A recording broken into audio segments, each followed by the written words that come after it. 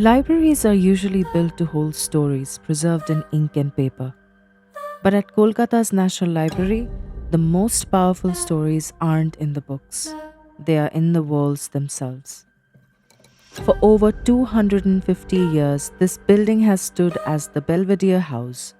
It has witnessed duels, political betrayals, and an obsession with order that didn't end with death. Tonight, we unlock a vault that holds a room with no doors and a ghost that still demands silence.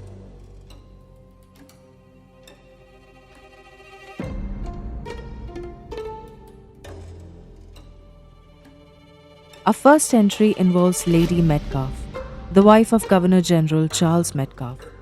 In life, she was a woman of iron discipline, notoriously obsessed with cleanliness. She believed that every book, every quill, and every chair had a soul that could only rest in its proper place. She has been dead for over a century, but the night guards here will tell you she never truly left. Students have reported a sudden bone chilling breath on the back of their necks the moment they leave a desk messy. Guards hear the rhythmic swish of a silk gown in the empty stacks. It is a haunting of high standards. Lady Metcalfe is still doing her rounds, and in her library, disorder is a sin she will not tolerate.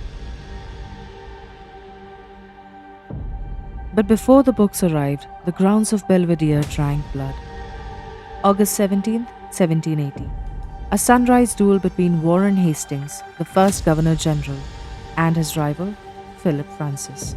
Francis was shot through the lung, but the trauma of that morning seems to have stained the very soil. On full moon nights, the sound of galloping hoofs shatters the silence of the library gates. Witnesses describe a phantom gentleman stepping out, searching desperately for a black bureau, a desk containing papers that could have cleared his name and changed the course of Indian history. He is a man trapped in a loop, looking for a truth that was buried 2 centuries ago. This brings us to the most unsettling discovery in the history of the library. In 2010, during a restoration project, the Archaeological Survey of India noticed something impossible on the blueprints: a 1,000 square foot gap on the ground floor. It was a massive room with no doors, no windows, no vents, no trapdoors. It was a secret kept by the architecture itself. Theories exploded. Was it a torture cell from the British era? A hidden tomb? When they finally bored a hole large enough to see inside, the reality was even stranger. The room was filled entirely with centuries old mud. The official explanation? Structural stability. But ask yourself, why build a massive, perfect room just to fill it with earth? Why seal it so completely that it remained a secret for 250 years? What were they trying to weigh down?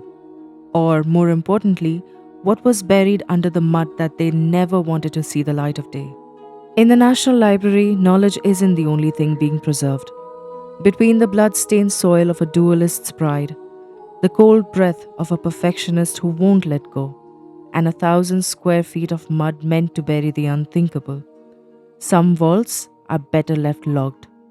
Because at Belvedere, the silence isn't just an absence of sound, it's a warning.